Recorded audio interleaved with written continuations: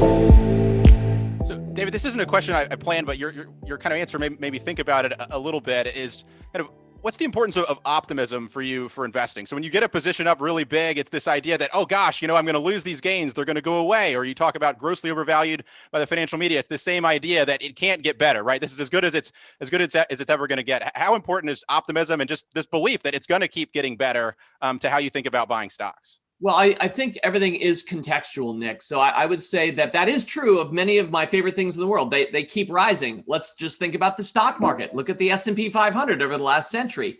It keeps going up. What do I think is going to happen in the next century? The same thing. And why? Well, there are lots of factors as to why the market goes up over time. But the biggest one is simply human ingenuity. We're all working hard.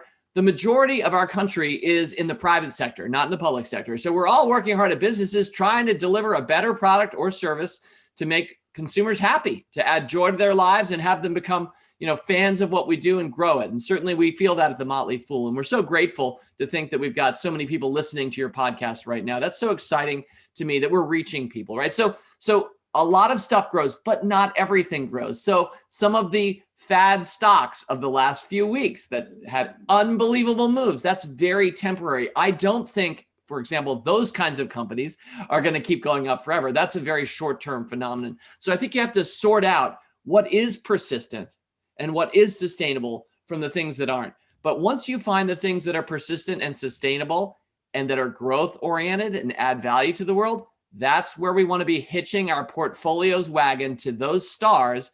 And that's what I've tried to do my whole life long.